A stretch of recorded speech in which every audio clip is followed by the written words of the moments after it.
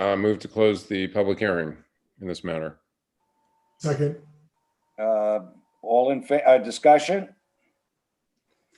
All in favor? Art, aye. Justin, aye. All aye. Ed, I. Okay, so moved. Okay. The applicants are on after, we have one application right before these applicants can come back. Paul, is there anything here that would delay this, or do you have a resolution ready? Yeah, I don't think there's anything that would delay it. I emailed to everybody shortly a few minutes ago the final resolutions for the approval and for seeker.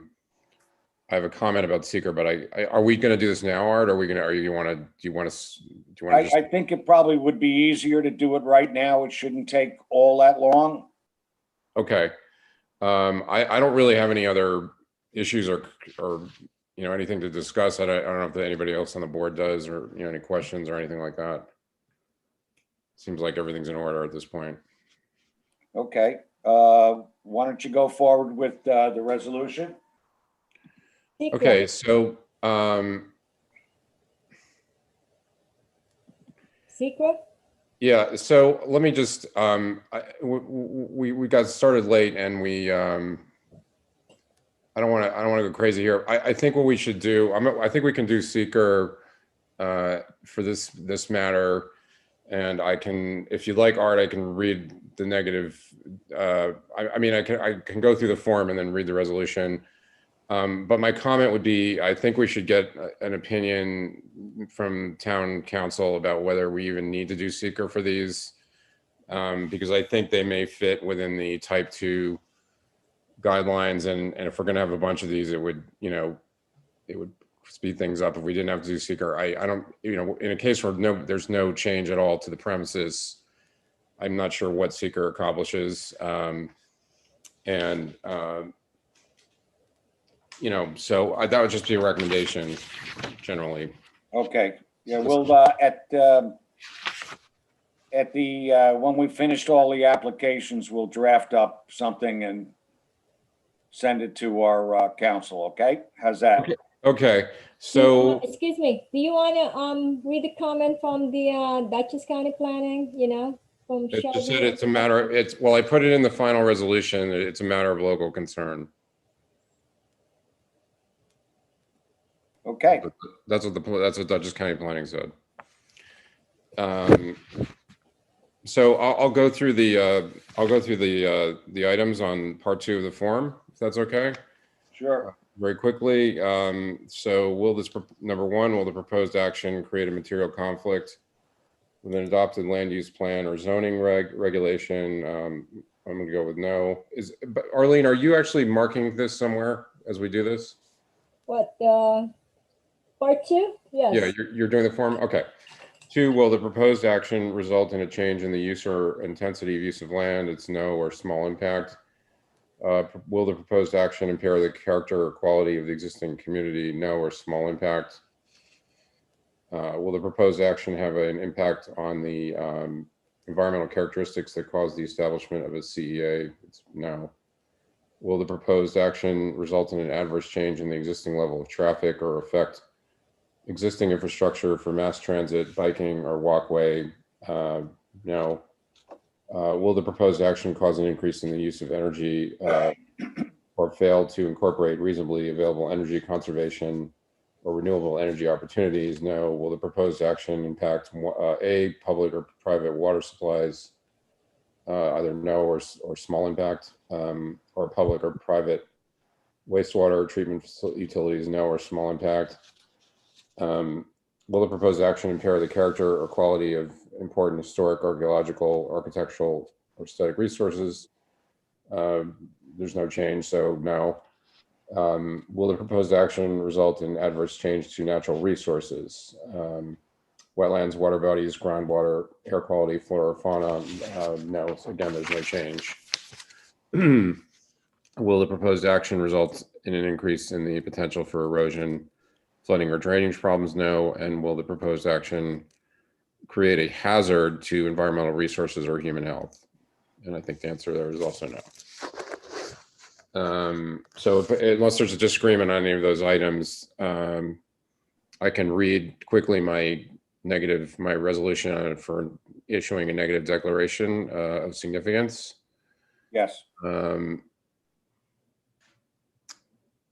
And whereas the town of Clinton Planning Board has received an application for a special use permit from Taryn Burns and Carlo Vega for the purpose of utilizing a principal residence located at 468 Lake Drive in the town of Clinton as a non-hosted short-term rental pursuant to section 250-69-1 of the zoning law. And whereas the applicants do not propose any alteration, excavation, or construction on the site in connection with the requested permit. And whereas the applicants have submitted an inspection report dated within 90 days of the date of the application, stating that the existing sewage disposal system serving the principal dwelling is adequately functioning for the intended use at the time of inspection. And whereas the subject property is identified as tax parcel number 200521 and is located in the C or Conservation Zoning District, and whereas a short form EAF Part 1 has been received and reviewed, and whereas the planning board has reviewed all available information regarding the proposed action, including the applicant's submission, and reported the zoning administrator, and whereas the planning board has acted as lead agency in the uncoordinated review of this unlisted action, and whereas the planning board has reviewed the environmental impacts that may be associated with this action, little minor glitch there. Okay, now therefore be it resolved that the town of Clinton Planning Board has determined that the proposed action will not result in any significant adverse environmental impacts and that a draft environmental impact statement will not be required. And be it further resolved that the town of Clinton Planning Board cites the following reasons in support of this determination of non-significance. 1, the applicants do not propose any alteration, excavation, or construction on the site in connection with the requested permit. Accordingly, the proposed action will entail little or no adverse environmental impacts. And 2, occupancy of the proposed short-term rental will be limited to the maximum occupancy capacity of the principal residence as determined by the planning board based on its review of the septic system capacity, certificate of occupancy, and other pertinent information. Okay. Do we have a second? Second. Discussion? All in favor? Art, aye. Jack, aye. Justin, aye. All aye. Aye. Okay. Opposed? So moved. Okay. And then if there's no further discussion, I can read the final resolution, which I emailed several versions of this. This is tweaked a little bit more from the last version. Do you want me to read it, Art, or? No, go ahead, Paul. Okay. Yeah.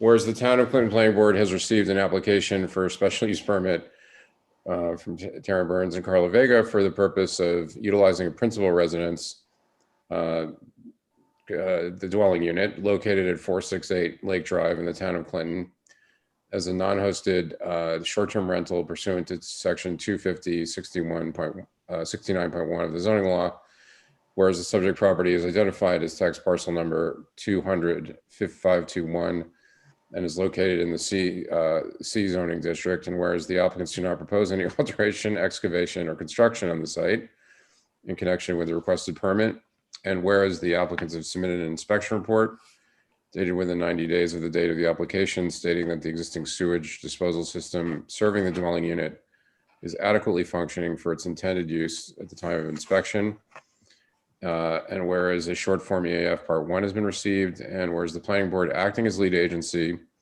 has determined that the proposed project is an unlisted action and has undertaken an uncoordinated review of the action, and whereas at its May 4, 2021 meeting, the planning board reviewed the EAF and related submissions by the applicants and issued a negative declaration of significance pursuant to seeker. And whereas the planning board conducted a public hearing during its regular meeting on May 4, 2021. And whereas the zoning administrator has inspected the dwelling unit and certified that it is in compliance with the permitting requirements set forth in section 250-69.1 for use of the dwelling unit as a non-hosted short-term rental, and that there are no known zoning violations on the property. And whereas the planning board referred the application to the Dutchess County Department of Planning and Development pursuant to General Municipal Law sections 239 L and M, and has received a response indicating the application is a quote matter of local concern, end quote. And whereas the applicants have stated that the dwelling unit will be utilized as a non-hosted short-term rental for approximately 6 months per calendar year, and that the minimum rental duration shall be 3 nights. And whereas the planning board has determined that the maximum number of lodgers allowed shall be 4 persons, and the maximum number of daytime visitors permitted on the property shall be 4 persons. And whereas after review of the application and all other submissions by the applicants, the planning board has determined that the application and dwelling unit are otherwise in compliance with the requirements of section 250-69-1. And whereas this special use permit shall remain in effect for 1 year from the date of approval by the planning board, and shall require renewal by the planning board upon request by the property owners pursuant to section 250-69.1 D4, no later than the anniversary of such issuance. And whereas the applicant shall ensure that the dwelling unit complies with the requirements of section 250-69-1 at all times while it is being utilized as a non-hosted short-term rental, and shall otherwise comply with applicable town, county, and New York State law and regulations governing such use. And whereas all applicable fees have been paid, now therefore be it resolved that the planning board hereby grants approval of the requested special use permit effective as of the date of this resolution and dated May 4, 2021. And it has the legends at the bottom. Maximum number of lodgers permitted is 4.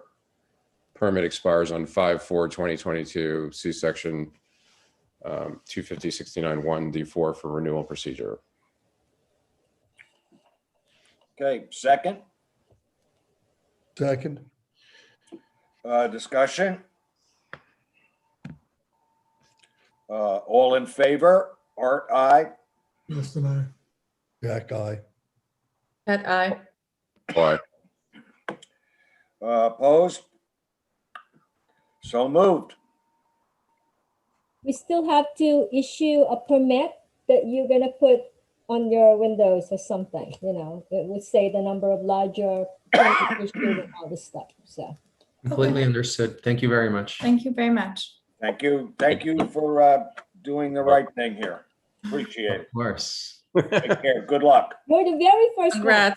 Thank you. Thank you, guys. Have a All nice right, night. next item on the agenda is Gorlick special permit for an accessory dwelling on Clinton Hollow Road. Is anybody here for that? Yes, I'm here. Okay. All right. Can you briefly explain what you're doing, and then we'll go from there. Sounds good. And thank you for your time, first of all. So we bought the house at 423 Clinton Hollow Road in the summer of 2018. There's 2 structures on the property, the main house and also the barn with an accessory unit, which at the time when we bought the house was more or less a shell of an accessory unit, but had all of the plumbing in place. When we bought the house, we had the idea of refinishing that unit in order to, at some point later, to utilize it both for our own needs and to possibly to rent it out as short-term rentals on the Airbnb. We proceeded to do so. We finished that space, and in the process, it did not require any structural changes. All of everything that we were doing was purely cosmetic inside. And in the process of applying for short-term rental application, we found out that this actual accessory unit, the existing permit on it expired back in the 80s. So we're trying to rectify that. Okay. Jack? Okay, thanks for doing this. The question that sort of jumps out is the water and sewage supply. There's a strict requirement in the zoning code that says that we can't grant a special permit for an accessory unit unless the applicant can demonstrate the water supply and sewage disposal system serving the building and buildings in question meet the current county health department standards. And I didn't see anything in the application that indicated whether this meets the Dutchess County Department of Health requirements in that regard. I do see a statement from a company that there's 1,000-gallon sewage system that's in good working order and good luck and good about that. But it doesn't tell me if that is sufficient to supply the house and the proposed accessory dwelling unit. And I was wondering how you're going to meet the requirement that you show us that it is adequate. Most people just go to the Board of Health, but there are other ways. I would love to find out about other ways. On Arlene's suggestion, I've been trying to reach out to the Board of Health for the last 2 days. I left messages. Unfortunately, haven't heard back from them. It's a little difficult for me to go there physically because currently we're outside of the country. We're in London.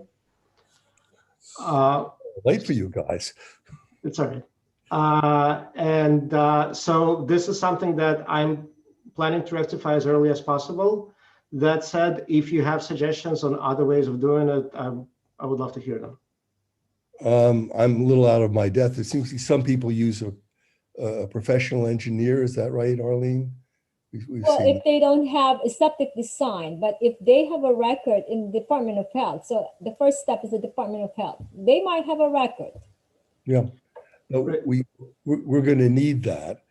And I guess the question for the group is, do we set this down for a hearing now or wait until this is worked out with the Department of Health? Because I don't think we can approve it without Department of Health action on it.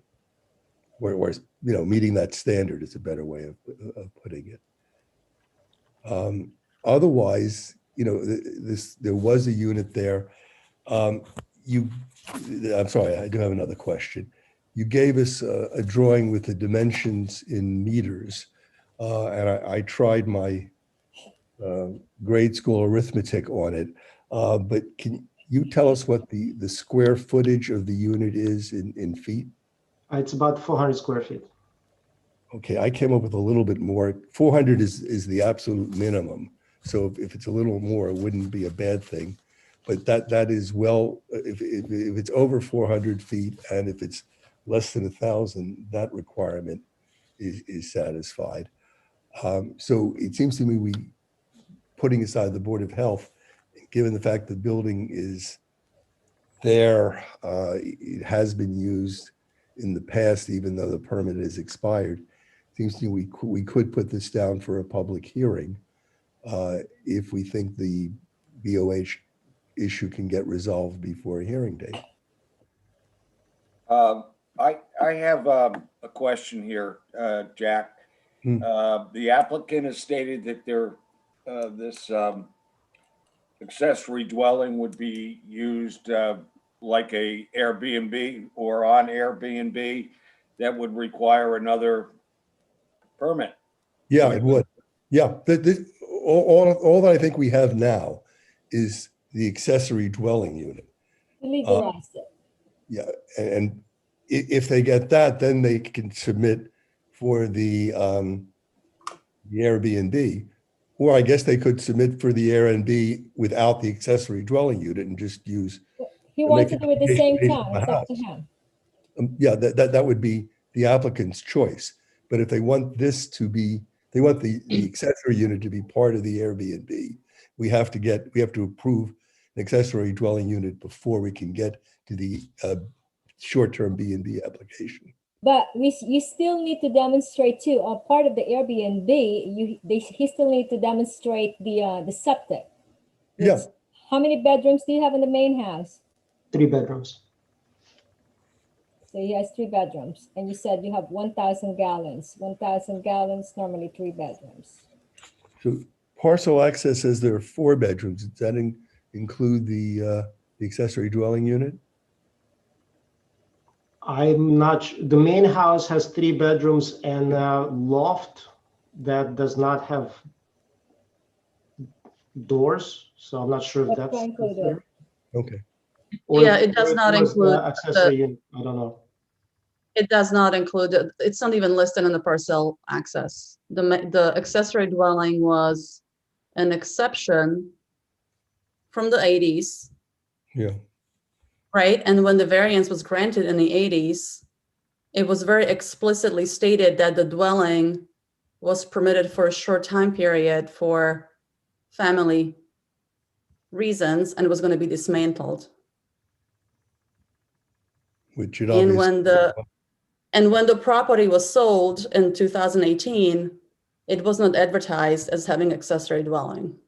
It was advertised as a workshop. So it was really not intended to be an accessory dwelling. How big is the lot? How big is the lot? It's not It's 6.5 acres 6.5 acres. in an AR3 zone, so they have the required twice the acreage for So it's three for, 3 acres is the zoning. You need double that if you're going to have an accessory dwelling unit. So they have 6.5 acres. So they meet that requirement. so why was there a variance in the 80s? As I recall the notes of the CBA, which I don't have here, there was an aged mother who was going to live Mhm. there. And the then owner swore, as you said, a mighty oath that he would dismantle it. He'd sow Right. salt in the ground so nothing would ever grow again. Is there a variance requirement now or just what? Well, I would treat this as a new application. Mhm. What happened in the past happened, it expired, it's done. So the question is whether this meets the current requirements for an accessory dwelling unit. Mhm. And it may well. I mean, I think we have to hold a public hearing and hear what the neighbors think, and then we can vote on whether it meets the standards or not. But it's of an adequate size for the regs. It's on the adequate acreage, close, but it's there. It's over the 6 acres, and it's in a separate building that is already existing. So they're not building anything that would be new from the outside. But I don't think we can even reach those questions until we get past the Board of Health and hold a public hearing to see if there's any, neighborhood issues. And I don't know that there are. Septic. And is anyone living in that structure now? No. I It thought is- in your letter you said you had your neighbors living there because they were renovating their house. Right, I mean, that's right now, but nobody's there permanently, obviously. But they're Okay, well- there I think, until the end of June. There were people there this weekend, a young couple, when I went to visit, who. They were in the main house. Yeah. I thought that was Kat's The question. main house is 8 people capacity and the accessory is 4, so that's 12 people for 1,000-gallon septic. They go by the number of Double. bedrooms, but not number of people. Right. Goes by bedrooms. So there are 3 bedrooms in the main house, right? Yeah. And with One this in the cottage. 1 bedroom. one in the cottage, whether the 1,000 gallons is adequate for 4 bedrooms. No, 4 bedrooms is 1,250. Okay, I don't know how the rest of the board feels about this, but I think the whole thing, as Jack was saying, kind of hinges on Board of Health checking this out, because if the house is used as an Airbnb or just a rental, the accessory dwelling, you're going to have a lot of action. I think that's a question that has to be answered before we go ahead with anything, but that's just my opinion on it.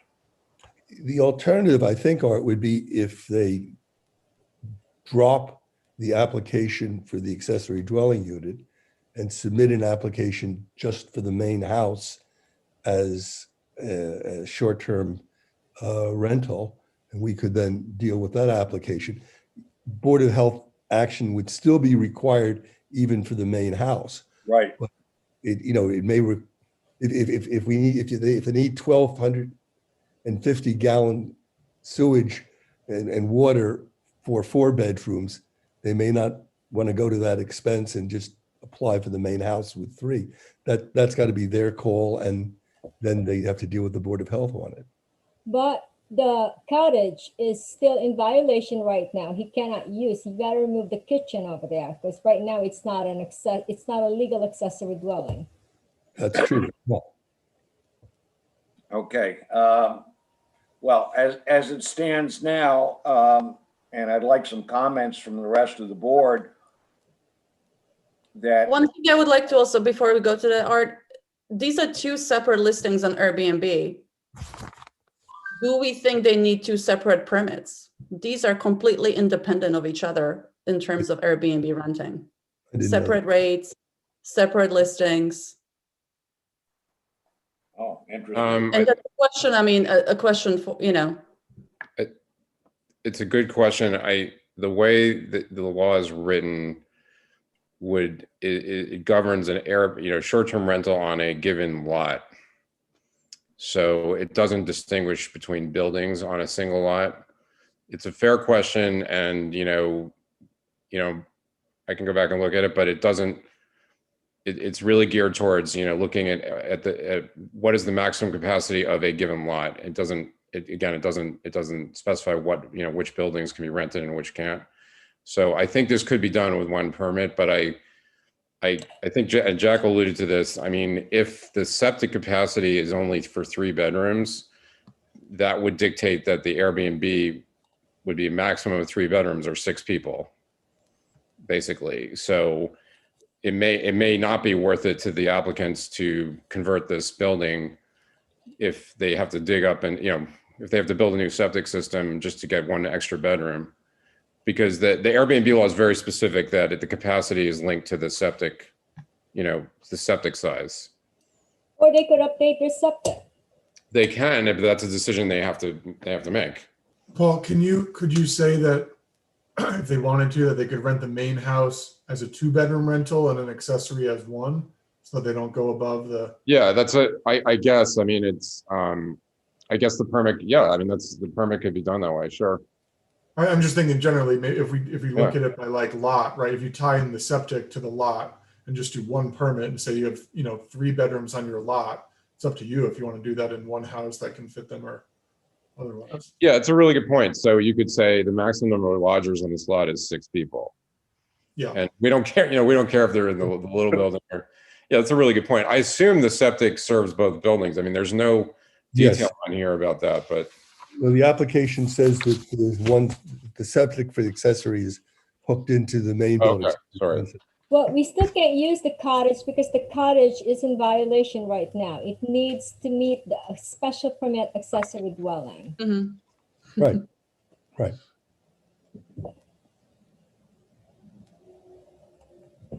But to Justin's point, if the limitation is 6 Just people, for the main house. you can get them all in the main house. Do you really need this little building? I mean, that's, although I guess you could rent it to different people. You could have 2 different couples into 2 different buildings and you're still in complaint, I guess you could do that. Or you could live in the accessory and rent out You the live in the main house. right, But again, that will require persuading the Board of Health that there's adequate septic for the accessory dwelling unit if they want to use it at all. Yeah. Seems to me, Mr. Gorlick, you got some thinking to do here. How far is it from the creek? Is it close? Is It's, that far enough? It's about probably 200 yards. It's pretty far from the creek and downhill. Like it's nowhere close. If you stand on the site, you don't see the creek. There's a cliff kind of thing. that's down You there. see it in the winter. I think I don't see how that last suggestion of having 2 bedrooms in one structure and one in another can ever be monitored. It That's a good doesn't point. make sense to me. That's a good, I don't know how you monitor something like that, but I think the applicant has to, again, this is just my opinion. I think before we do anything, we have to make sure that this septic system is adequate for what he wants at this point in time. If the applicant wants to change his application, that's all well and good, but the application as it stands right now, unless the Board of Health says that septic system is adequate, I don't know. I just don't see how we can go any farther with it. Yeah. But I again, agree. I agree with that. Are you saying that they could proceed with applying for short-term rental for the main house, but cease to use the accessory structure until that's legal? yeah, he can't, it's not a legal structure right now. Yeah. So He could until choose that's to, approved or you can't really rent that out now. Live in it. Use it. It shouldn't Maybe be. use it. Well, I mean, I totally understand. The only thing that I can say about that is that we only found out about the structure not being fully permitted in the process of going through Airbnb application at the time when we were buying. And I understand that it may not have been listed in the listing as such, but when we were looking at the property, it was pretty clear to us showing that here's something that you guys can do here. I know it has nothing to do with the station right now, but we did not do any alterations. We did not have to do anything with plumbing. The only thing that we did is we ran a separate power line there just to make sure that there's no problems, and that's it. but If you look at your tax assessment or the parcel card, do you see accessory structure? Do you see an additional apartment? I'm not sure. wait, I have that somewhere. Hold on. It shows 4 bedrooms. So I assume it includes, That's the main house. That's just the main house. what But he says, you cannot go by the assessor's thing because she doesn't know whether that has a special Yeah. permit or something. She just parcel go- access may not be the most accurate thing here. That's why I was asking. She just go there and she doesn't know whether it has a special permit, what kind of approval it has. So right now, Mr. Goldberg, I don't see how you can use that building for somebody to live there. That would be in violation. It seems to me your choices are either to deal with the Board of Health and come back and say, we're in compliance now and we want to apply for this as an accessory dwelling unit, or to leave it unoccupied and make a short-term rental application just on the main house, which again will require the Board of Health to weigh in. Right. okay. Well, I think that's the direction you might want to go in, and then get back to us with exactly what you want to do. Right now, this situation is very confusing, and without the Board of Health, I think it just stops us in our tracks until we can get some kind of answer from them. Okay? Sounds good. Thank you very much. Thank you. Okay. Next item on the agenda. Arlene, is the soil erosion folks still on? Oh, there. Mark's there. Yes, I'm here. Marky, oh, there you are. Okay. Yep. Hey, go ahead. Give us an update here. Good evening, everyone. We received, Arlene forwarded letter from Pete Sotero. It was dated May 3rd. And we've had a chance to review it. I don't know if the board members also have seen a copy of that letter. And so just going through that, I just see some, I can go through each of the items if the board wishes. I don't think that's necessary. Where do you think you stand on this, Mark, as far as addressing those items? I think, Art, they're all easily addressed. Mainly it's some housekeeping items, a couple, some silt fence additions and erosion and sediment control additions and, providing, jute mesh in certain areas, things like that. I think it comes down to, it was mainly two items that require some, additions to the plan. And so the first one was relative to drainage easements. And so the reason that Pete mentioned that is because there's, drainage structures and drainage flows across two of the lots, the two lots that are part of the application. And actually, with our application to the health department, which we have addressed and responded to the health department actually requested the same type of drainage easements for the improvements that are being proposed. So those are actually already added to the plans, which I can forward to Pete Sotero.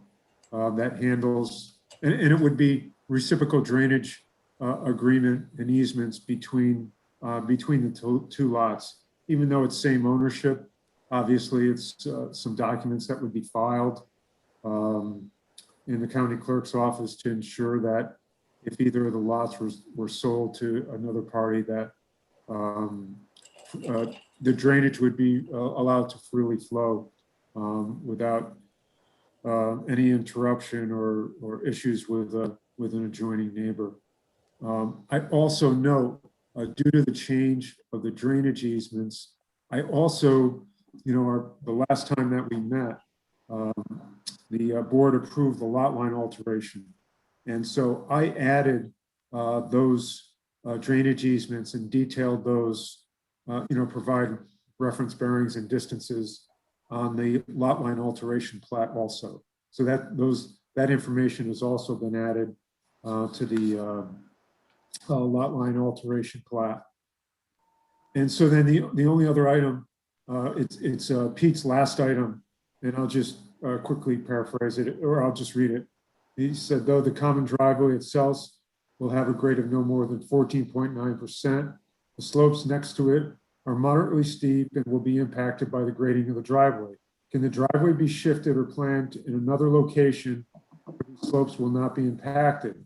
The driveway will follow natural topography and minimize grading, and cuts and fills are minimized, and to retain the greatest extent possible a natural appearance upon completion. And that's just merely reciting a section of the town's zoning ordinance. And so my response to that is that, this application, we've spent quite a bit of time with the planning board, discussing, alternatives for access, reasons for that alternative access, that section of common driveway in order to, mitigate any stormwater issues that existed, that created some issues in the past with the adjoining neighbor to the east, Walcoon. My stance is that, the location of that common driveway, I'll actually read my response, is that multiple alternatives have been explored for driveway development on the site. Understanding that some engineering challenges exist with the owner's preferred driveway alternative, the proposed location has considered improvements which are suitable for the proposed development, follow a natural and existing topographical pathway where possible, and it has been designed in a way that minimizes gradings, cuts, and fills to the greatest extent possible, leaving a natural appearance upon completion. As such, it is believed the proposed design satisfies section 250-72E1, 2, and 4 of the Town of Clinton zoning code. So, you know, we feel that it does meet the spirit of the town zoning code. And so in summary, I think that, and, you know, we had discussion with Pete's office. Seth from my office had discussion with him earlier, and these were, Pete did not see these as major issues for this project. Okay. Paul? I think, Mark, I mean, I guess what would be great is if it sounds like there's already been communication, but if you could get with Pete and work out whatever other issues he's got, so that he can give us a green light, or a green light with conditions or whatever, or whatever modifications he wants made, you know, or made to a revision of the plan, and then we can put you on for the next meeting and you know, finish this up. Okay, I mean, I will note that in Pete's email, he indicated that, you know, a conditional approval was possible as far as he was concerned, but. Was that the email to you or to us? Let's see. I mean, I don't know what kind of conditional thing we could do.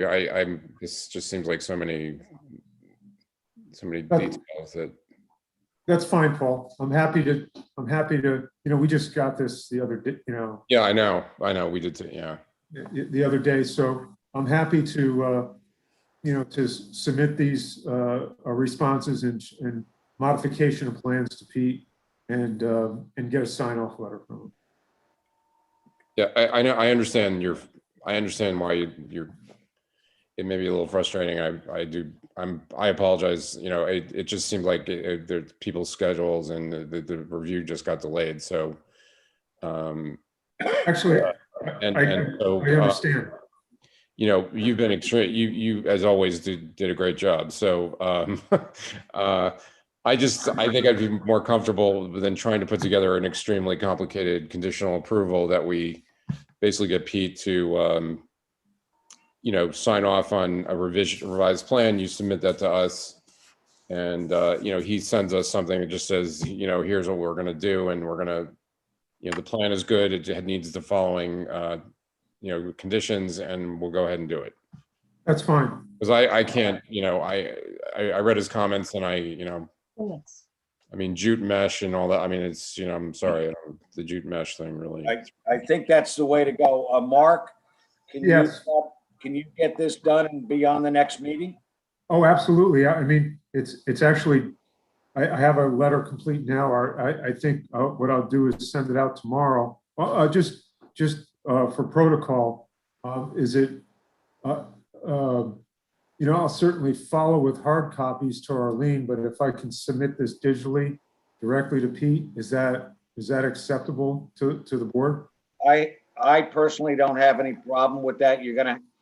I think that's the quickest way to do things, and then Pete can get back to you and us at the same time. Makes sense? Yeah, and so obviously I'll provide hard copies for Arlene, and you know, and the board member. Well, just a single copy. Once Pete signs off, I'll provide multiple copies. And I will, in any correspondence that I have with Pete, I will copy Arlene on it. Okay, good. Do you think you can have it all done by the next week to get on the next?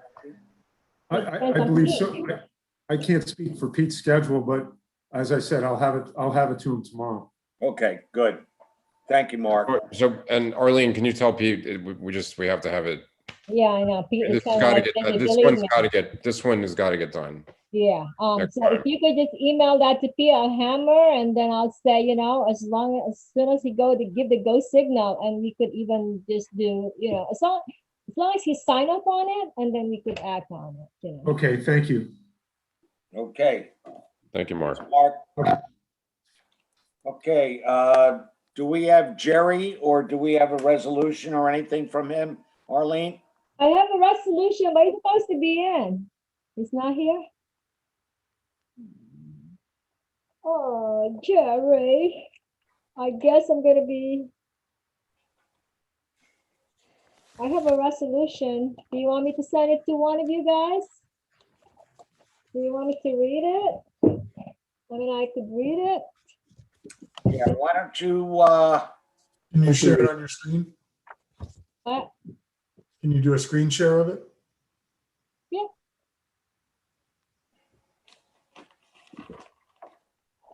All right, hold on, let me just. We still have to do, does anybody has, part 2 of the, secret to read the part 2? We gotta do that for I don't the, think for demo, is this a demolition? I'll just state my objection to doing seeker for this, but if you insist. I couldn't hear you, Paul. What did you I just say? don't think we have to do seeker for demolitions, but Arlene thinks we do. what we did before. Yes, you're demolishing and there's an impact on the environment. Okay. If you're Okay, building it, you wouldn't have to do it, so tearing away, you have to do it for tearing down. who wants to handle this?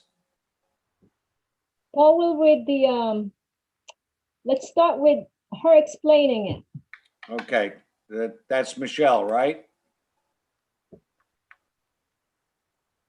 Hold You're on. muted. Okay, Michelle, you're good. Yes, it's Margaret Baker, middle name is Michelle. Margaret, sorry, your screen said Michelle. Yeah, I know. Yeah, so this is the demolition request of a barn that was built in 1970 on double 2x4s, no foundation, plywood walls. It was built as a horse barn with, it was actually, could have been 4 stalls. It was 3 stalls with a feed area. And over the years, the bottom has rotted away. The barn is sinking into the ground. I've got damage to the roof at this point, and it's beyond repair. And what I'd like to do is take that down and I have a pending permit for another building to be put up in a different location to replace it.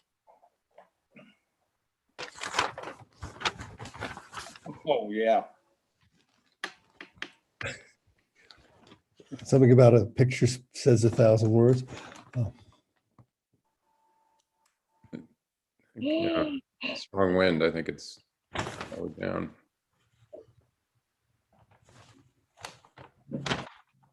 All right, Paul, you could start with the secret, with the part 2, while I get the resolution, if you want. Okay.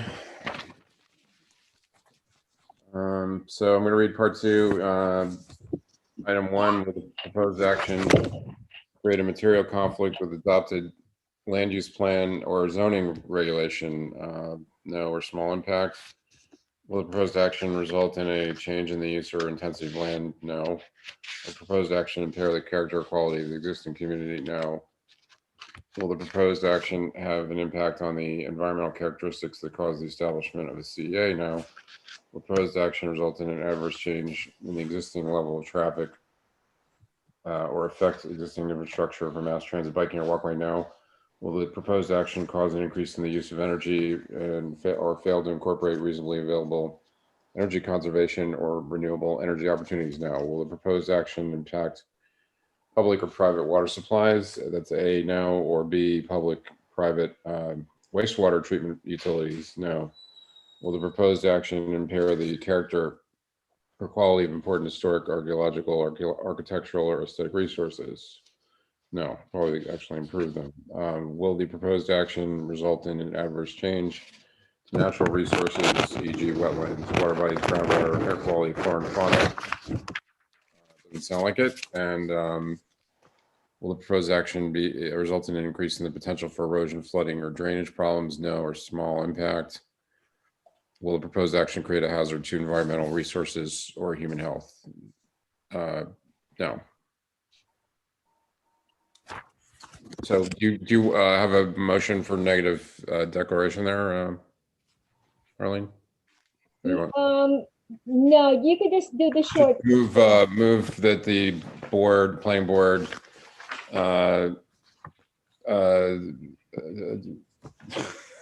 sorry. Baker demolition. In the matter of the Baker demolition permit, that the planning board, I move that the planning board make a negative declaration of significance in connection with the secret review. Second. Discussion? All in favor? Art, aye.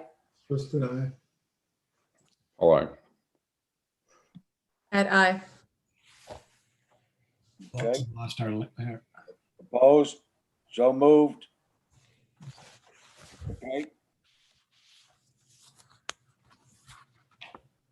Hold on, I'm putting it on. not sharing.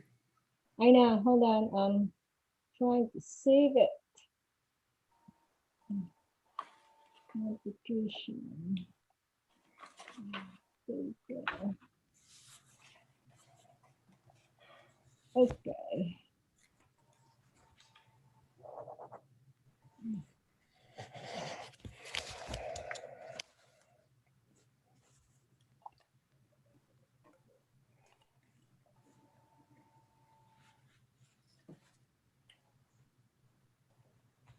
Okay, do we have the resolution up, Arlene? Yes, can you see it or no? No, No. I can't. There you go, can you see it? There you go. We got it. Anybody wants to read it? Can you see it? Yep. Go ahead. Go ahead, Katerina. Let's Okay. have Katerina do her Kat- first Yeah, resolution. why don't you read it? Okay. The whole thing? Yeah, Yeah. you said that I moved to, wait a minute. Oh, yeah, forget the Metcalf. He used the, don't use the Yeah. Metcalf. He I would used, like to make I would like to make a motion that the Town of Clinton Planning Board approve the following resolution. Be it resolved, the Town of Clinton Planning Board issues a demolition plan approval to the building inspector for the barn belonging to Margaret M. Baker on property located at 412, 416 Hollow Road. Tax grid 13-2400, 63670006911000000, a 2-acre parcel in the AR3 zone. Whereas the barn in this application for demolition was built in 1970 on this non-conforming pre-existing 2-acre parcel, it is 16 by 24 structure with no foundation. There is not any designation of significance on this barn or property as confirmed by Dutchess County, New York. This barn is being demolished because it is beyond repair, having sunk into the ground, such as the doors don't work and the part of the roof has caved in. There is no historic value to this barn. Demolition will take place by machine and loaded into the dumpster for removal. Proposed future use for the property is to build a new 12 by 30 building for which a building permit has been submitted for construction at another location on the property.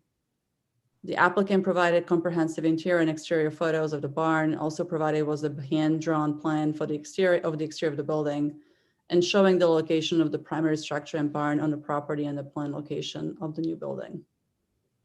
At the meeting on May 4th, 21, the environmental assessment form submitted by the applicant was completed by the board, resulting in a negative declaration, which was approved by the board. All appropriate fees have been paid. Now therefore be it resolved, the requested demolition plan is granted approval by the Town of Clinton Planning Board. Have a second? we have a second? Second. Discussion? All in favor? Art, aye. Justin, I. Jack, aye. Aye. And I, Okay, You're good, so Margaret. moved. You're all set. Thank you all so much. Take care. Good luck with your project. Thank you. Okay, next item on the agenda is the Cross 3 lot subdivision. Is anybody here? Oh, somebody's here. There we go. Yes, Steve Alex here representing Peter Cross. Okay. All right. Why don't you let us know what you're doing? Okay. The Cross Farm is located actually at 1403 Center Road, not far north of the town hall. You probably all are familiar with it. It's comprised of 61 acres bisected by Center Road.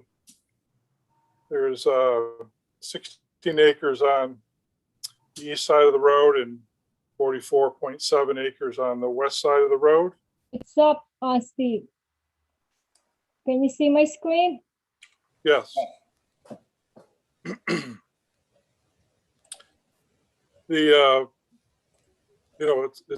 It's an existing horse farm. There's a dwelling in the horse facility, equestrian facility on the west side of the road, and a barn and some pasture on the east side. Little Wappinger Creek runs through the property, and there is a wetland and flood zone associated with the creek and the bottomland there. We did delineate the wetlands and are showing that on the survey. Because of the close proximity to the improvements, we wanted to get a good delineation on that, and that's shown there. We're proposing a 3-lot subdivision. Lot 1 being the equestrian facility and 28 acres, 28.36 acres. Lot 2 being the dwelling and 16.32 acres. And lot 2 will include much of that bottomland that runs out between the stream and Center Road. And lot 3 is the barn and the land on the east side of the road.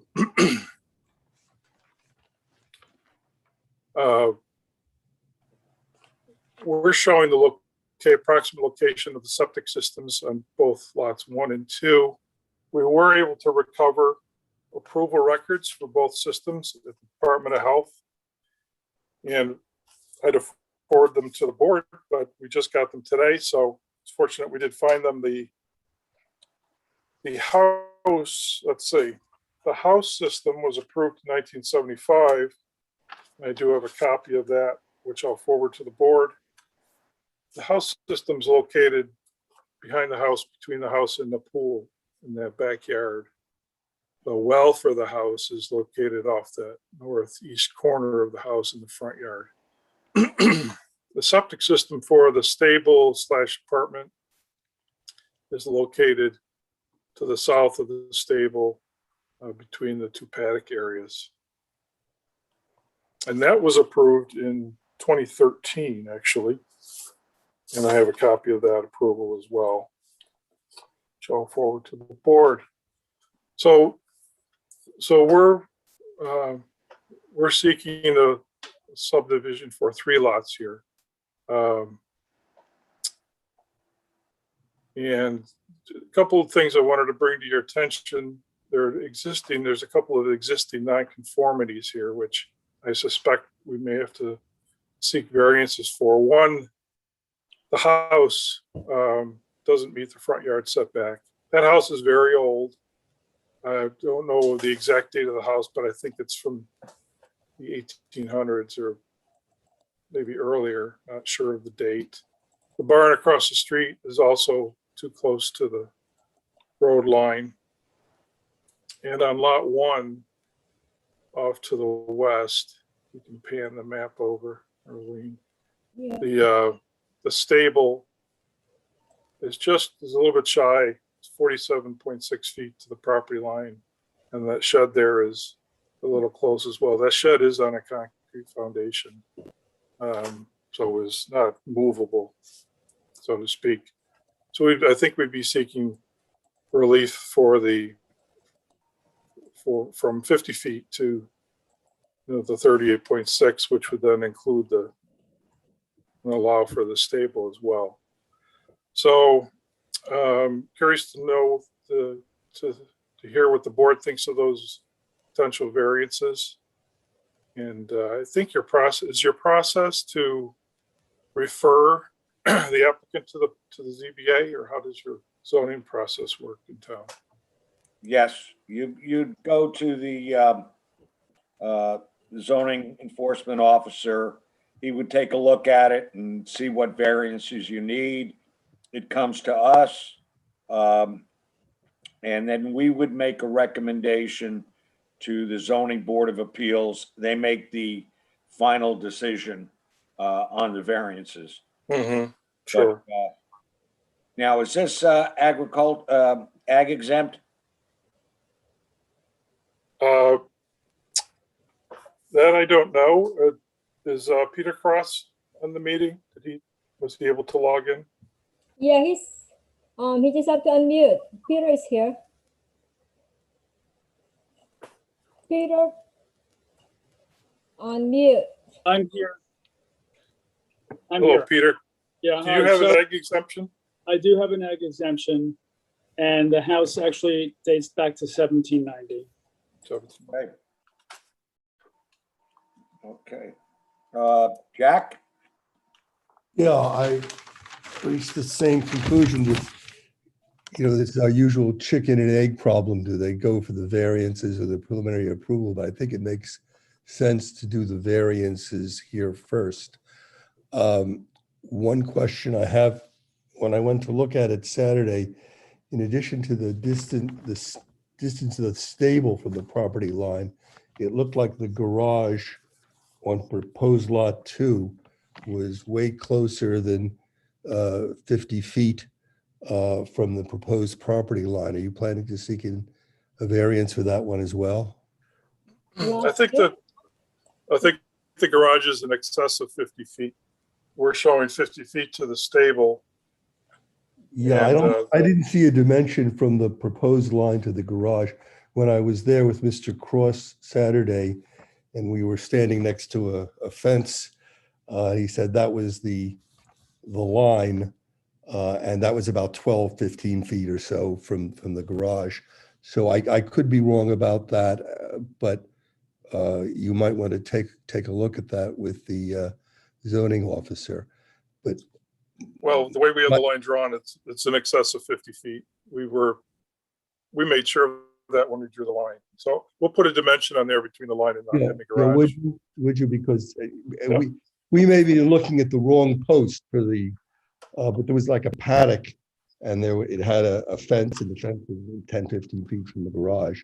And I thought that was the proposed line. Otherwise, you've got a property line running through the middle of a paddock with the fence on one side in one lot and part of the paddock in the other.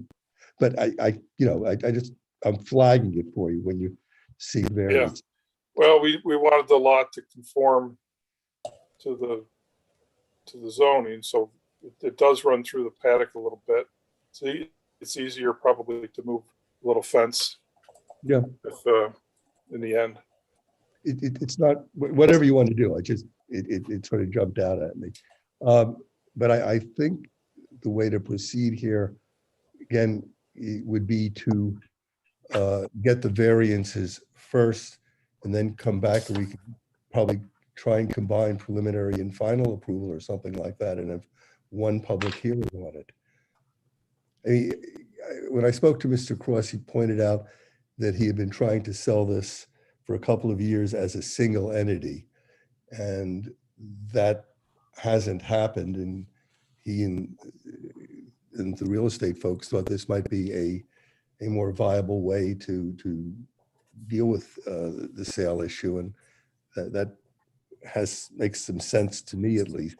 So you know, I'm sympathetic to it, but I just think that in terms of our relationship to the ZBA and whatnot, we should not presume that variances will automatically be granted, and you should go that route and then come Yeah. back to the. Interestingly, the variances we need are existing nonconformity conformities, and they're to existing perimeter lines. The proposed line won't create any instances where we'll need variances.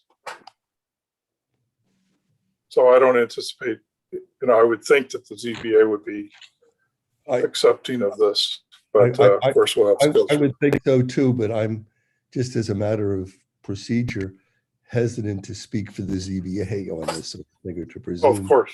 they would do. But I don't disagree with you that when you're talking about, you know, variances for a building that's been there since the 18th century, that you should be fairly confident of getting the variance. Okay. I think that's the correct way to proceed.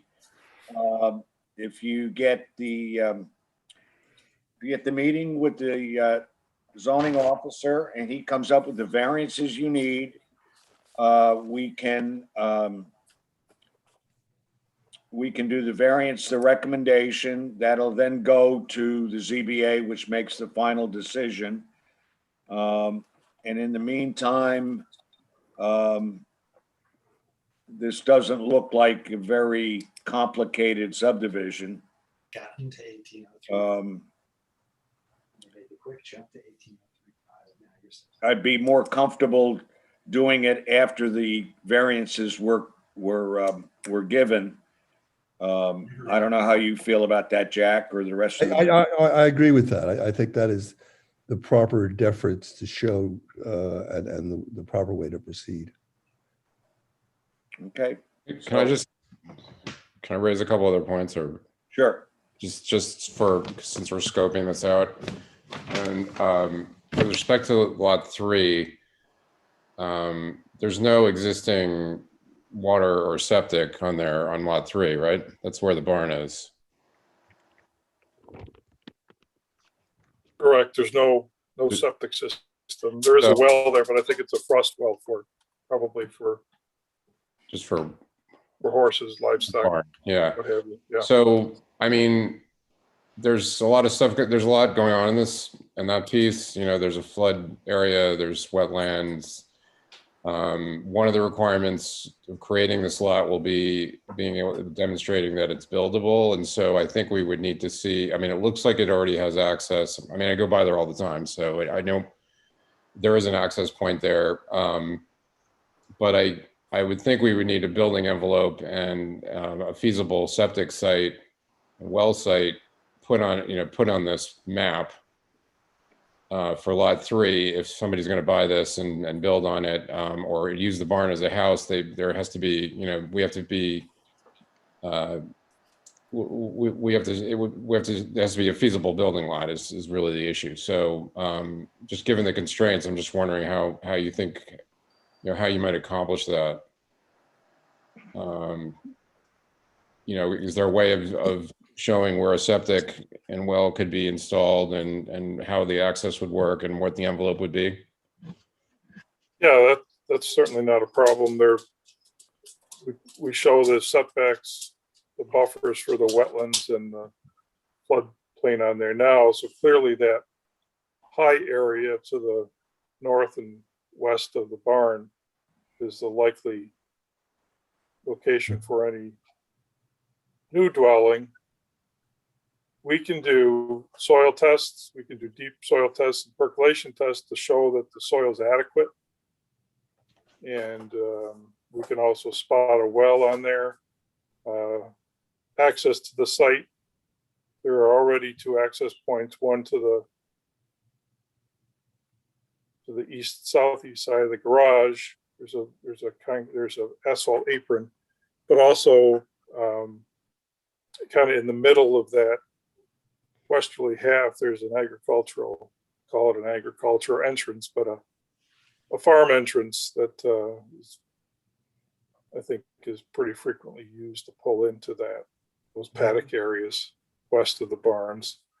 So we can show that as well. Yeah, So if that is enough information to satisfy the board that it's a buildable lot, I think that's the least we can do to potentially satisfy the board and show that it's buildable. A sort of similar, I know that the lot one is the equestrian facility and theoretically would be sold as an equestrian facility and not as a residential lot. I don't know the answer to this. I'm just throwing this out. You know, should the board have the same, you know, should we do the same review for that lot? In other words, should there be a feasible house site somewhere on this property so that, you know, it is feasible to build a house? I don't actually don't know the answer to that. I mean, it's already something else. We already have a recent health department approval for that lot. Yeah. So this would be, it wouldn't be the septic, I guess. It would be, you would just be, you know, is there a building envelope that's you know, that's clear of all of the buffers and everything else? It looks like there might be. Yes, plenty know, of room for that. Yeah. You could also What's that? I'm just thinking there are existing quite large stables on it. Yeah, So- it could be converted, sure. And then these sort of farm access roads, I mean, this is a county road, so if they were driveways, they'd have to have approval from the county. I don't know whether that's something that's. Well, they're major entrances into the site now. The driveway entrance for the house and the exit driveway, ingress and egress driveway here, that main driveway into the equestrian facility are both regularly used for both the equestrian facility and the residents.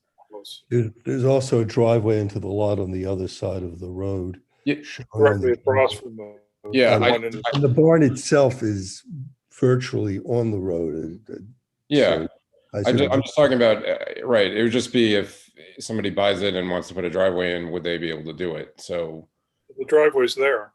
I know it's there. It's a question of what approvals, you know, was that approved by the county? It meets the right site distance. Is it, you know, there are all kinds of roads all over the place in this town, and some of them are approved and some of them aren't, and it may very well be fine. I'm just raising the question as maybe an item that we would have to check off at some point.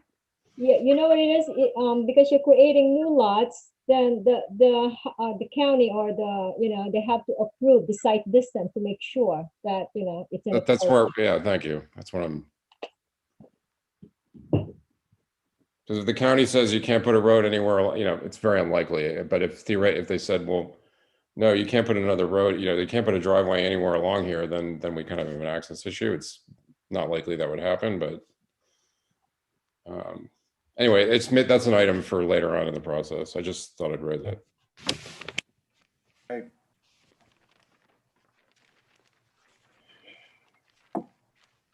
Okay, so I think the applicant has a good idea what to do next. And the faster you get that done, the faster we can get moving on the rest of the application. So I suggest getting to the zoning officer and find out exactly what you need for this proposed subdivision. Okay? Very good. Thank you. Okay, thanks. Good luck. Okay. See, the next item on the agenda is the Verizon cell tower special permit. Do we have anybody here for that? It's Scott. Yes, I'm here. Good evening. You. Decade. And who are you? My name is Scott Olson. I'm an attorney. I represent Verizon Wireless. Okay. Who is this? Is there anybody else with you? No, I think I'm the only one here tonight for Verizon Wireless. Okay. Okay. All right. Put up. Okay, can you give us an overview on why you're here? Sure, absolutely. So we're here primarily for two reasons. The first, as you know or may know, Verizon Wireless currently operates an existing wireless facility at 90 Germond Road, and it's in an existing silo. It's a 58-foot tall silo. You don't see any antennas; they're all internal. We have a 12-foot by 30-foot equipment shelter. We want to change some of the antennas on the inside. We have 12 antennas. We want to remove 9 of them and just do a little upgrade. So we'll still have 12 antennas, but we have to come to you for that. And in that process, we learned that the existing special use permit may be expired. So we want to take the opportunity to also, I guess, renew or get a new one, along with what we're trying to do with our antenna replacement. Okay. Justin? Yeah, so I guess I'll kind of lay out for the board where I think we are and get some feedback. But just at the outset, I think that the fact that this is, self-contained and it's been operating for almost 20 years now, and they're replacing antennas and, upgrading to 4G is great. I'm sure a lot of people will be happy about that. So I'm just kind of focused more on the process and what I think the town code says. And then there's a federal law from 2012 that they gave us that I think comes into play here. But I just kind of want to lay it all out there and open up for conversation. So from what I can see, the initial permit was granted in 2003, and then it was maybe renewed, maybe not until, the last one would have been in 2008. It's a 2-year cycle, so maybe it's been in place since 2010, but there was effectively lapsed for the last 10 or 11 years, from what I could tell from our materials. Since it has lapsed, the code says that it's got to be a new application. It's not a renewal, and new applications are obviously pretty in depth.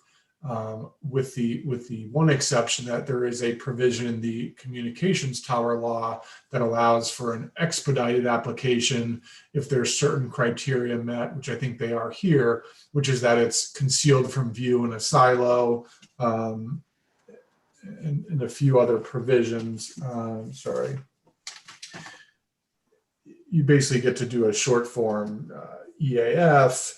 You don't have to do a 5-year build out plan because you're not building, you're just putting something in structures, and it just gets rid of some of the requirements. But this section of the law is, 10, 12 pages. There's a lot here.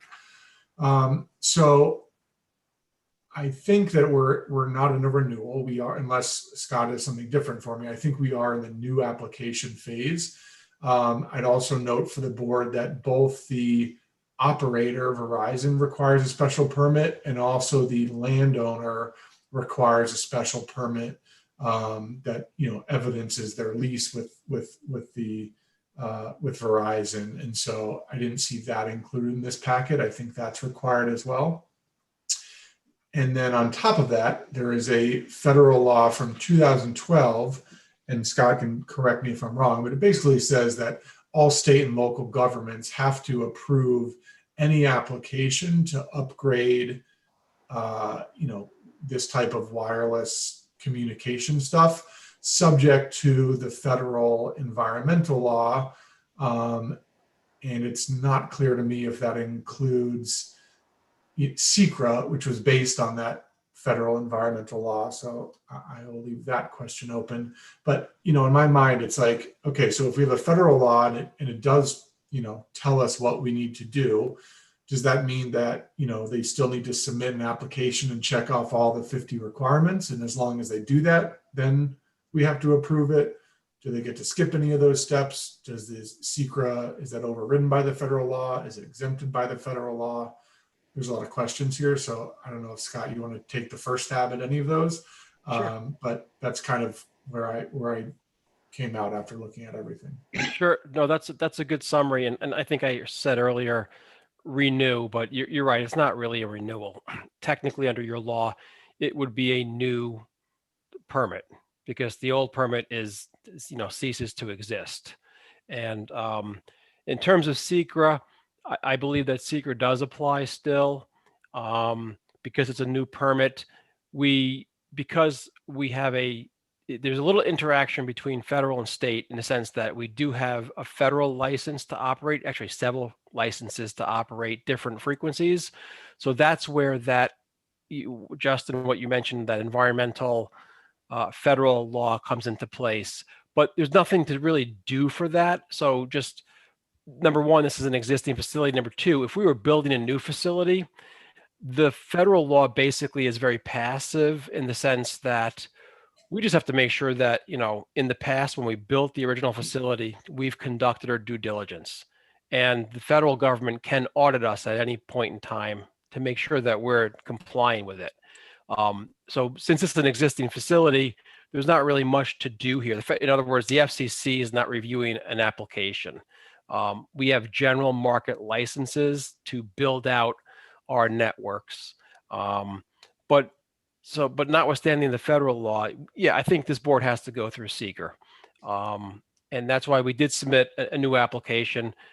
There's a lot of information requested in your law. I think your law, is relatively old and probably could be updated somewhat, but that's not your concern, obviously.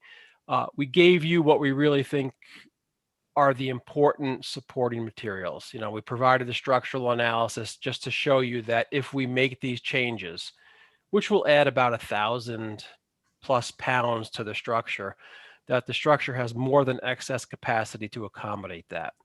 We've also provided information that, that these new antennas combined with the existing antennas, they will be fully compliant with the FCC requirements. Sometimes you hear about health impacts.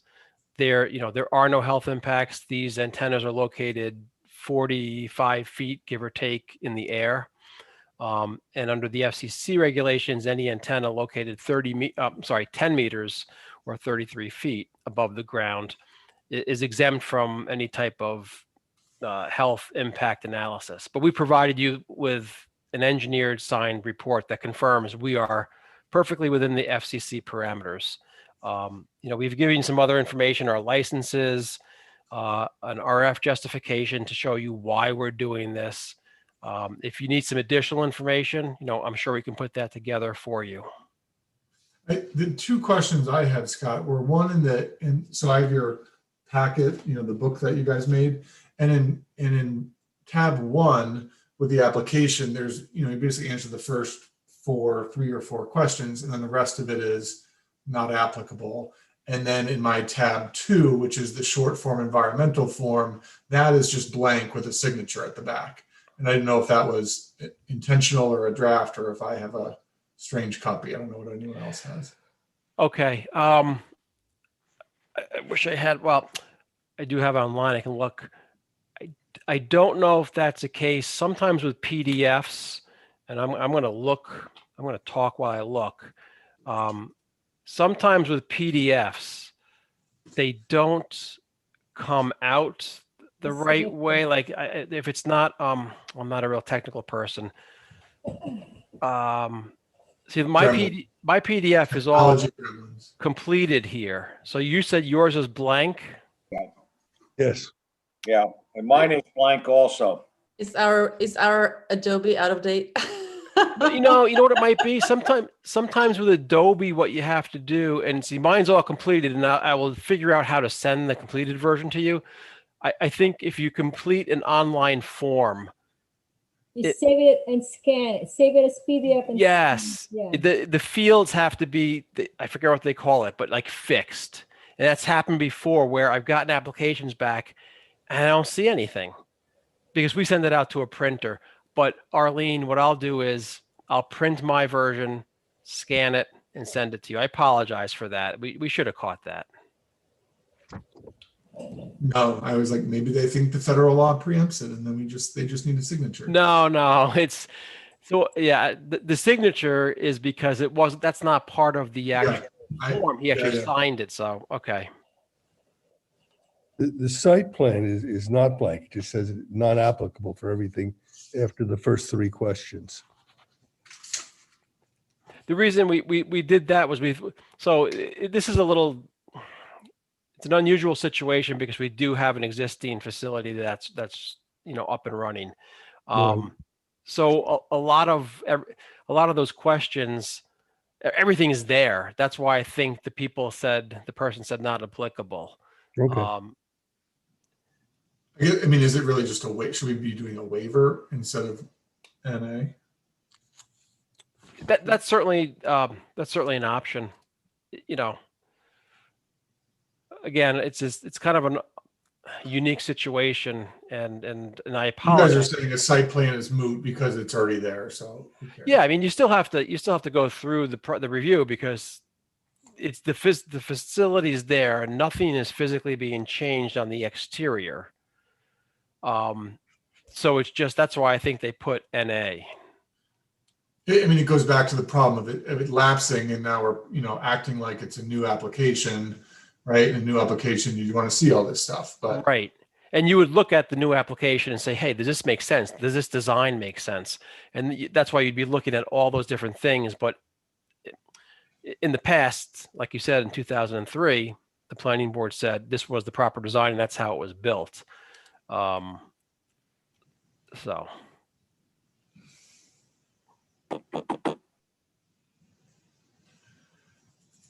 Well, we will need that information, okay? You can get that to Arlene and get it passed on to us as soon as possible. Absolutely. I'll send it in tomorrow to you, Arlene.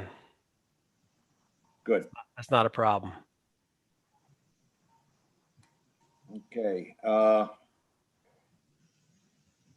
Justin, where do you see this going?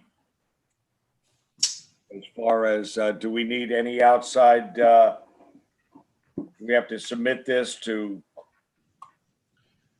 our engineers or anything like that?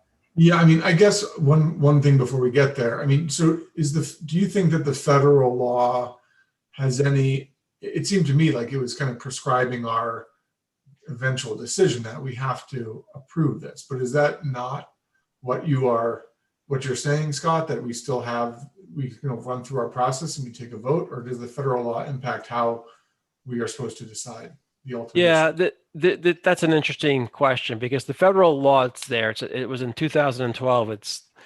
We call it the TRA, but what it really was the Middle Class Tax Relief and Job Creation Act. And what does this have to do with job creation? Nothing. It was stuck on, they do that in Washington. They stick it on. It was a broadband bunch of provisions. This kind of piggybacked that.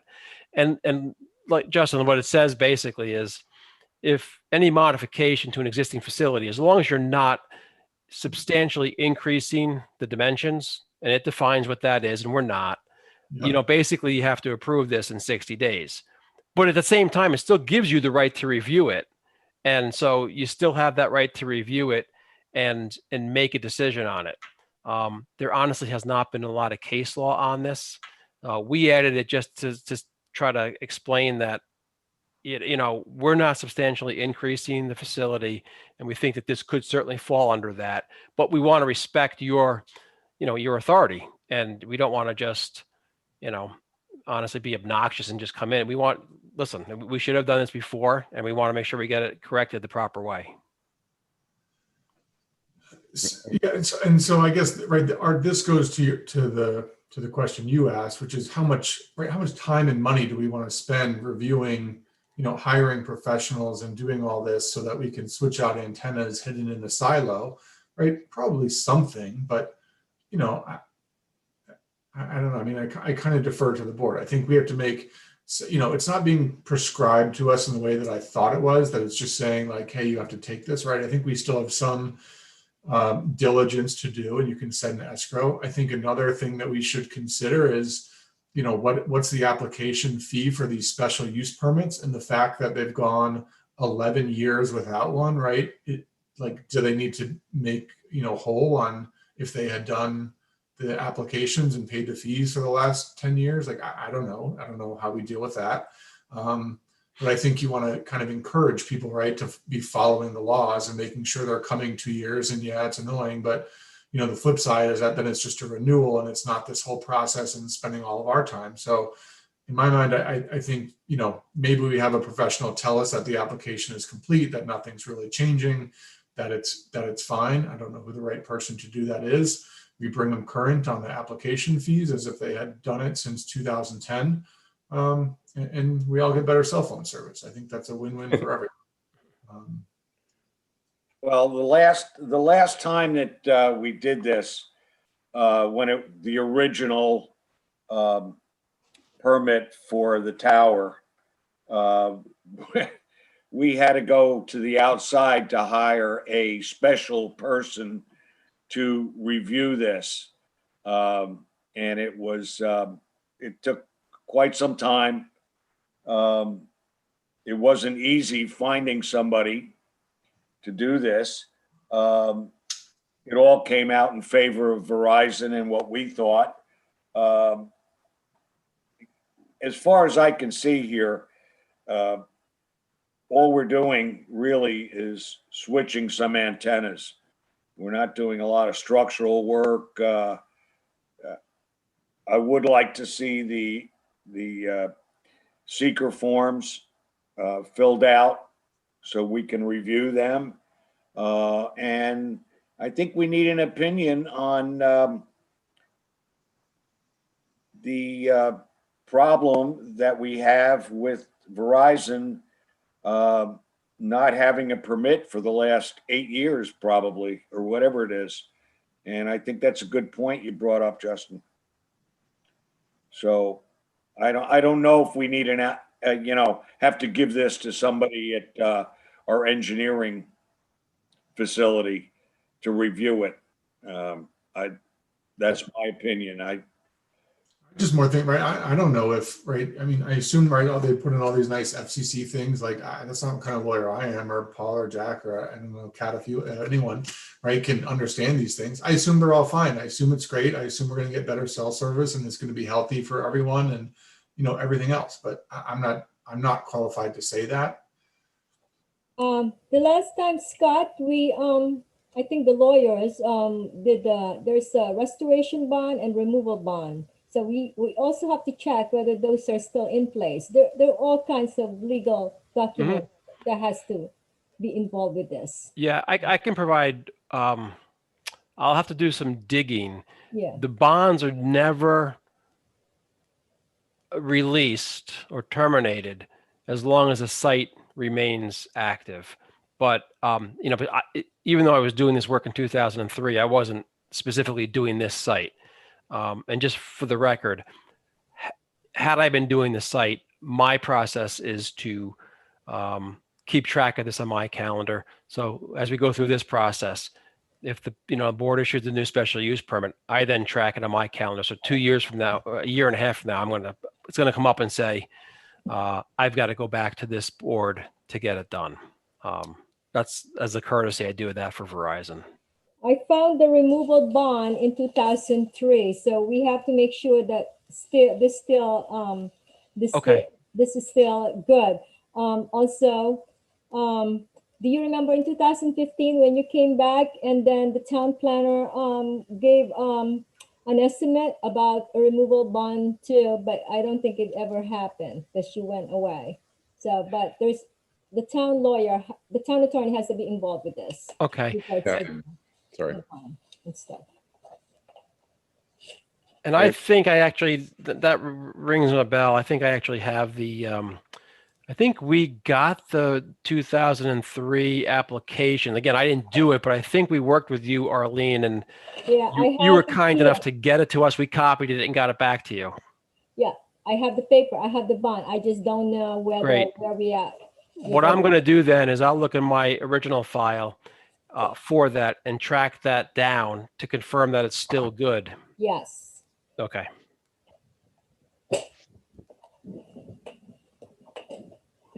So do we have a professional that we used last time that we could just check in with and spend $500 to have them review the file or something like that? Is that crazy? Why don't we ask Pete to give us the name of somebody? They may even have somebody at his firm that does this. I don't know. Yeah. I mean, I'm lost when it comes to this. I remember being with the, Complicated. yeah, We went through the whole rigorous thing. it was very, very complicated. Do we want a legal opinion also? Because Justin's issue is a good one of, what do you do about the past fees? And then you've got this federal law, which does seem, at least on the face of it, to maybe preempt everything else. I mean, do we want our lawyer to tell us what the scope of the review would be from a legal perspective, and then also do the Pete aspect? It seems like there's many legal questions as engineering questions. What's a state's power to set laws and have the federal government not trump them? I mean, that was on the bar exam, right? I don't remember. Seems important though. I think we should really involve the town attorney. He's familiar with the case before, So we got to my view on the fees though is that you've got to go back and charge, right? If they've been running a commercial operation that required a permit the entire time, you've got to go back and charge the fees in the going back, because otherwise, right, they're only going to come to us every 15 or 20 years. And no, I'm sure Scott's going to put on his calendar, but otherwise they just come back 15, 20 years later when they need to make a change and say, oh yeah, didn't pay that, but here's my, $1,000 application fee now. Right. And I just don't think you want to set that, precedent. Agreed. So we will need an escrow for the attorney. And the only thing I'd say, I remember when this came up, the name we had a consultant who specializes in cell towers, and I kept his resume. I kept his resume for a really long time, and then I was like, do I really need this? But I may still have it, but we can ask Pete. Because I think I still have it too. I think I still have whoever that person is may be retired by now, but I remember that there are these people who specialize in this stuff. So yeah. Neil Wilson gave. But when do you think you're going to come back to us and ask for 5G? This is going to 4G? Yeah, this is, 5G is being rolled out in different parts of the state. I am not privy to everything they're doing. I don't think they're going to be coming back for 5G in the very near future here, because they're trying to roll it out first in places like the city of Rochester, the city of Syracuse, New York City. They're trying to hit, honestly, some big population areas. Kind of how they rolled out other 4G and everything like that.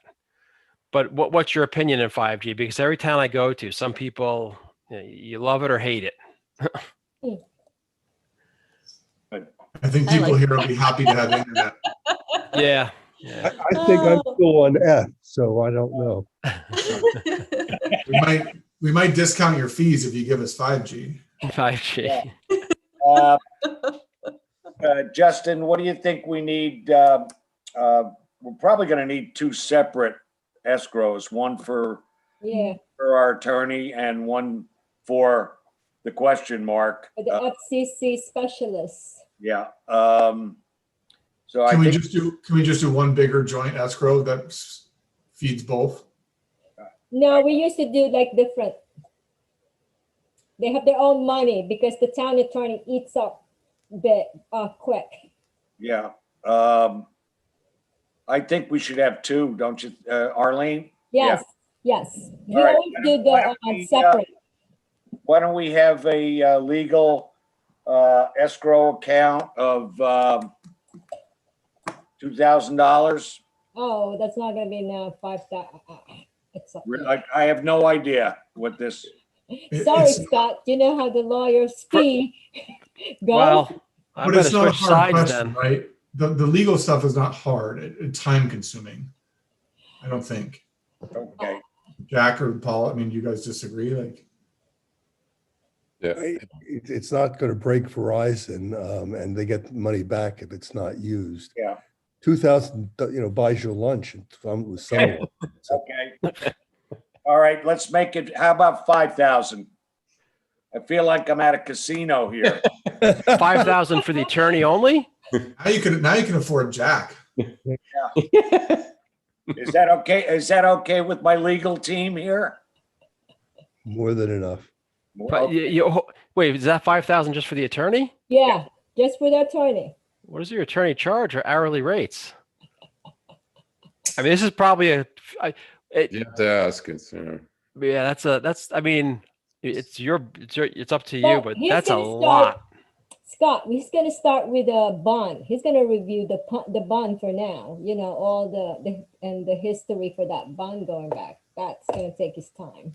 It's an hour, but anyway, I listen. I'm not opposed to providing a suitable amount. I'm just saying, in my experience, given that we have an existing site, that seems like it's a lot. I think 2,000 is reasonable. And if he goes through it, listen, if we've upped the escrow in times when it's taken more time.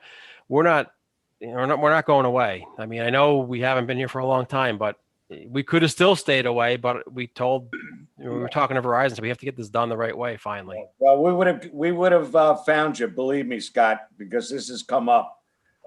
So do we have a motion on the floor for an escrow account of 5,000? We gotta move, folks. Justin. Motion, Justin. Sure. I move to set an escrow account for legal fees in the amount of $5,000. Okay, second. Do we need a second? Jack, Second. Second. okay. Discussion. All in favor? Aye. Aye. Aye. Paul, aye. Aye. Cat? Cat eye. Okay, all right. So moved. All right, now, an escrow for, engineering. Let's give it that category. Couple of thousand there should do it, I would think, in the beginning. We might not need very much of it, but let's see. All right, I make a motion to set an escrow for engineering for $2,000. Second. Discussion. All in favor? Art, aye. Aye. Paul, aye. Aye. Cat eye. Okay, so moved. So what we need now is to get the information. Scott, you're going to get us the information on the seeker and get us the escrow checks. We'll get this information on the bonds and the past due fees to our attorneys and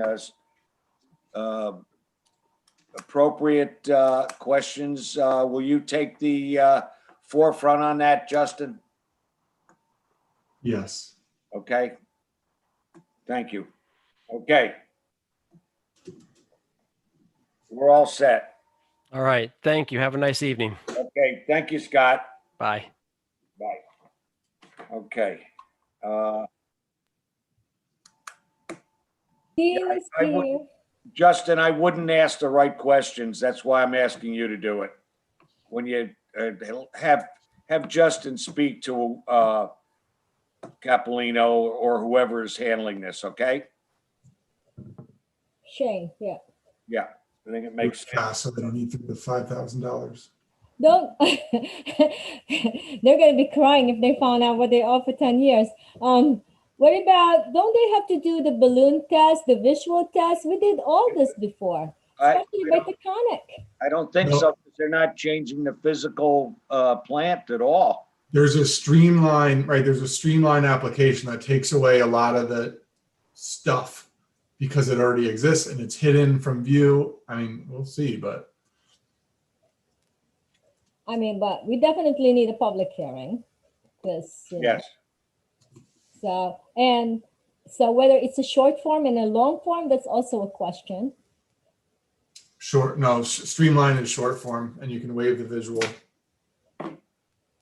But we need to make sure that we're doing it Well, right. why don't we, I will talk to Pete. Okay, I'll give Pete a call. And I'll ask him to get on the case with this, all right? You can give us a recommendation of somebody to look at the application. Does that sound okay, folks? Yep. Great. We had Neil Wilson look going back, the town planner. So the town planner was the one who did the resolution, who guided us through the process. Yeah. Well, we don't have a Neil Wilson anymore.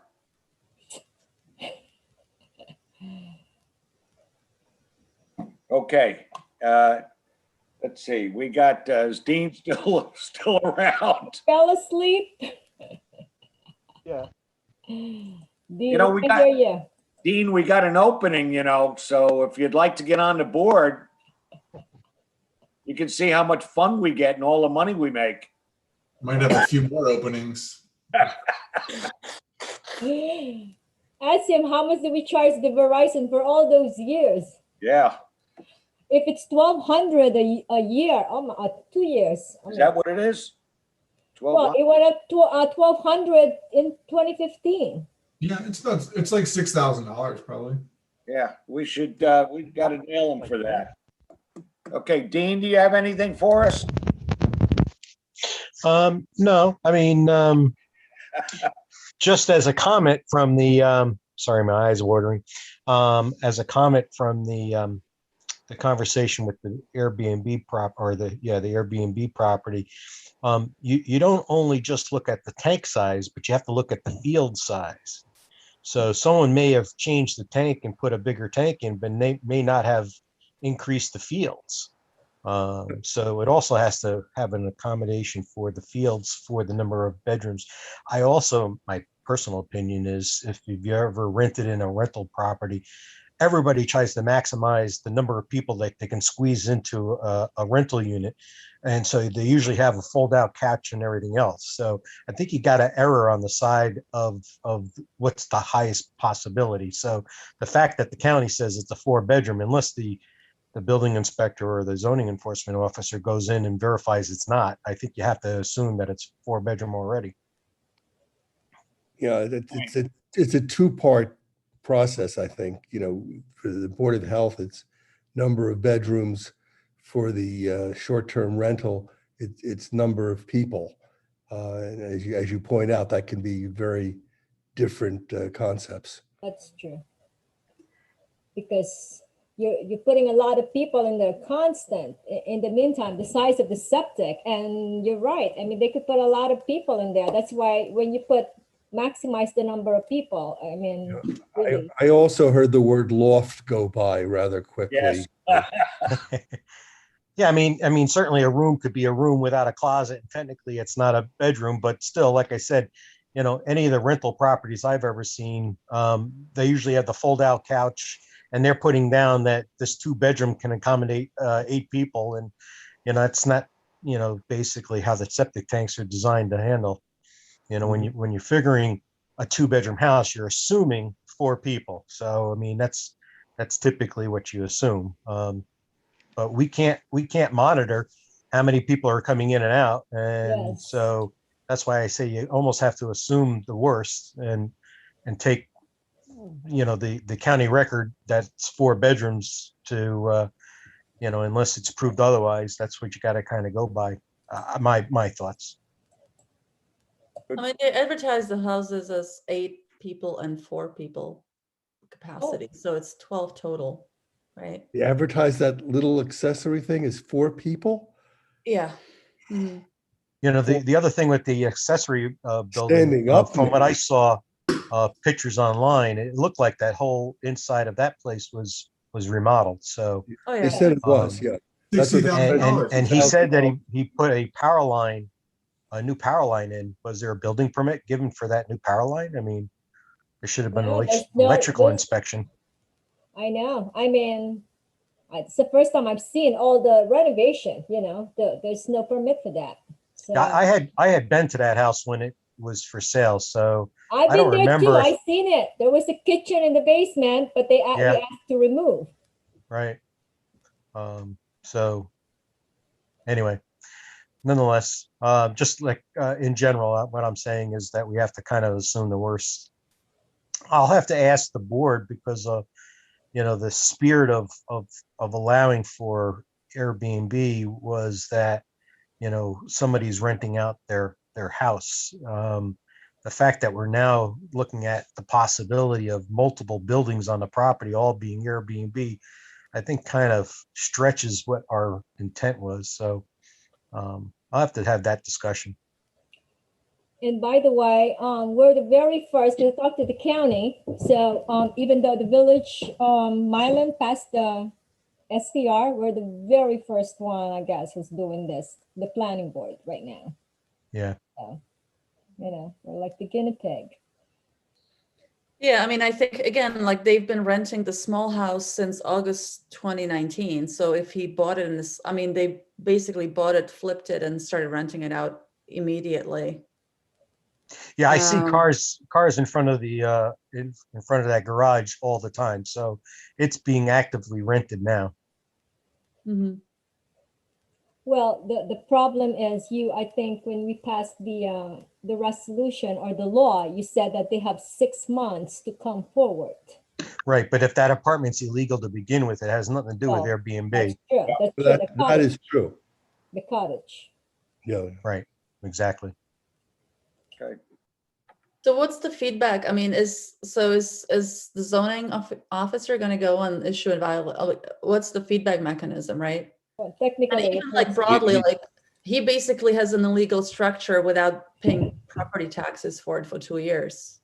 Like, Well, what's it's the not so feedback? much the property tax issue. It's the fact that, is this in compliance? Is someone going to get hurt? Is the building up to code? And all these other things that would be more of a safety concern.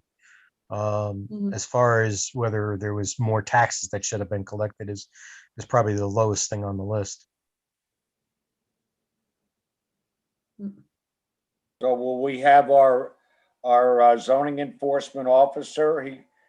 I don't recall seeing a violation. I mean, is there a cease and desist on that? There's nothing on it. he In didn't the do a package cease I and got- desist, but Well, it came up because he went to the inspection and he found that it was in violation because they tried to apply for an Airbnb thinking Right. everything was fine. So he's already told them it's not fine. So, but they have their neighbor living there apparently. So I don't know. Yeah, well, Whoever. Yeah. whoever, yeah, they probably should get a cease and desist on that then. If that's not, I would talk to, we'll have to talk to John on that. Okay. Anybody on the board? Arlene, anybody have anything? they're doing the conference center. You want to talk to them about it, Dean? Yeah, we're supposed to have the public hearing. We're only allotting like 5-10 minutes, so it's not a lot, but next Tuesday will be the conference center code. So if you have any comments on it, either send them in or log in. Okay. I thought we passed, is this not ag events, something else? No, we did the ag events. What we did was we we have an existing conference center law. And so since we now have split off the event law from the conference center, we modified the conference center law to kind of match and parrot the event law and separate it better define it, I guess. Do we have a big demand for conference centers in the town? No, we only have one place that's a conference center. That's what I thought. And they're supposedly changing from the conference center to an event, but I guess there's some issues with that as well, that they're trying to operate as a hotel and a restaurant. So The Duchess, right? right, exactly. And we have the ag events. I'm just supposed to submit it tomorrow, so I believe she's ready for next meeting. Adrian's farm. Okay. Oh, good. Mhm. All Oh, right. the Black Snake? Yeah, that one. Oh, okay. Okay. Anybody else have anything? Lots of STR in line.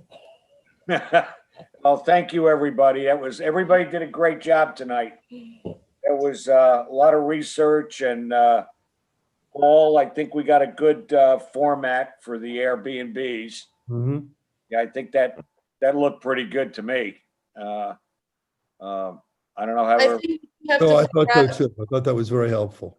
I do think we have to figure out if having two separate listings on the same lot is one or two separate permits. Yeah. Yeah, I mean, Because the these law, two homes are listed completely separately. You know, yeah, the way the law is written, it's one, but okay, okay, I okay. think that's what Dean That's was the saying. law They Dean was saying, I think they For law. didn't really contemplate allowing that kind of thing, you know, where you have multiple buildings, but Yeah, I mean, the Because couple of you have to people had it. You have to assign occupancy to each. Each of them has to, you know, they're yeah, completely. you can do that. Yeah. I mean, we had a conversation as to hosted where, you know, the person would be in the main house and then want to rent out an accessory structure. And Mhm. that would be considered hosted only for the fact that they're on the same property. But I didn't think we contemplated the fact that someone would be renting out both places. So, Yeah. And another thing is, what about those properties, like, let's say, used to be a farm? Now it's not a farm anymore. It's in the new owners, right? They have, let's say, 3 dwellings over there. Now they want to do 3 Airbnbs over there. So how do we handle that? Yeah. It's an existing multiple dwelling. Well, the board, you know, the board has discretion to put limits on that kind of thing. Mhm. So, you know, even with this one, if we said, look, you can have the house or the little building, but you can't have both. I mean, I don't know what you could do about it. But if there is nothing on the law that prevents somebody from doing that, that could be challenged. No, but they could be, but the board does have discretion to We control can that. decide what the maximum number of Exactly. people is. Like, that gives us a lot of running room. you know, again, talking about the number of people is very hard to regulate, but, you know, I think we have to discuss, well, I mean, I don't know. I have to talk to Shane because, you know, Shane was saying a lot of different things as to, you know, what the law would allow if someone were to challenge our rules. So I just gotta, you know, talk to Michael, who wrote the law in conjunction with Shane, and see where we're gonna go with this. Yeah, I think that needs to be addressed, or even if you guys revise the law to address that, you know, because it's very, very new to everybody. So now Right. everything is coming up. So I also wonder what if they wanted to rent, right, instead of the 2 listings, right? They had 2 buildings, but it's 1 listing, right? You know, does that make a difference? I don't know if it makes a difference.